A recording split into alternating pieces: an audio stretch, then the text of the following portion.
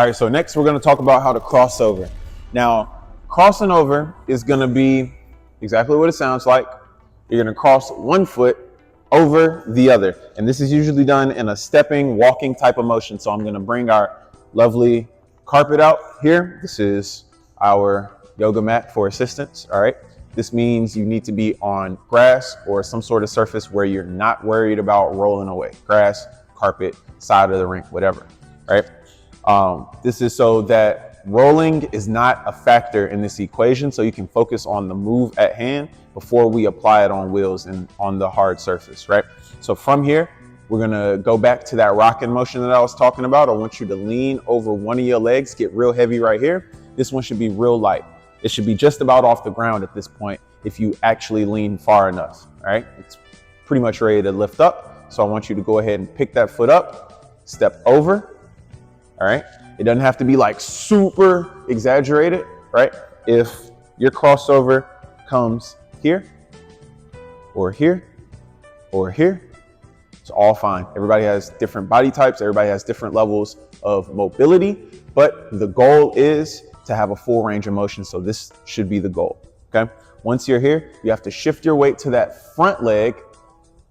Again, my blue skate, right? And then I'm gonna step back out.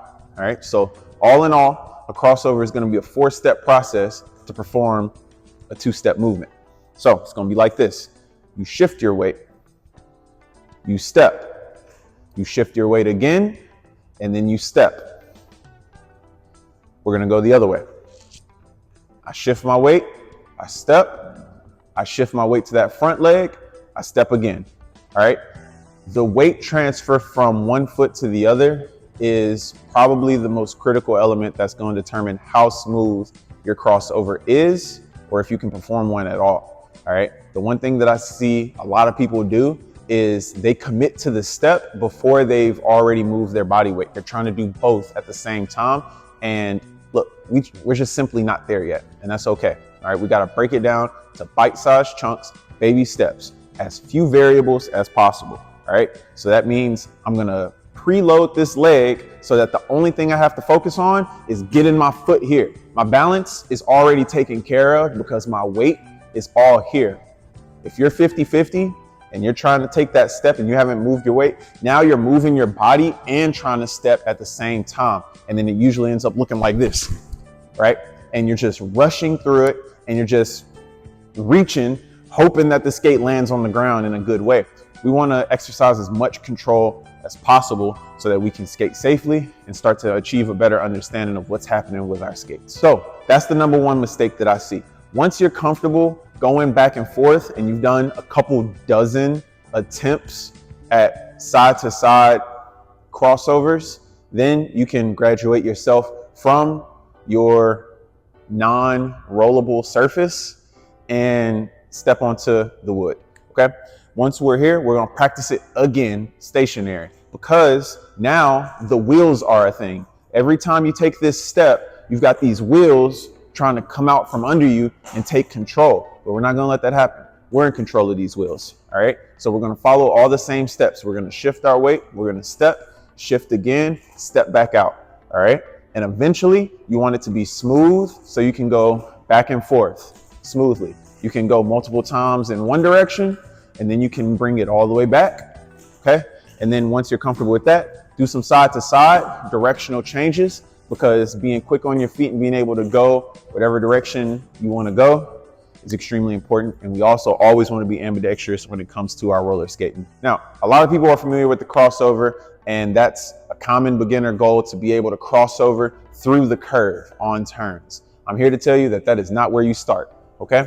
We're going to do it in a straight line, and we're going to do our back and forths very slowly. So I'm going to be going here, and then I'm going to take my step, and I'm going to cross out, cross over, step out, cross over, step out. And I'm just going to perform this in a straight line because as soon as we start to curve, then you're adding another element to this equation that we don't need to be trying to calculate right now with our brand new skater brain. If you haven't noticed a pattern already, my approach to teaching people how to roller skate is you eliminate as many factors as possible so you can focus on one thing at a time.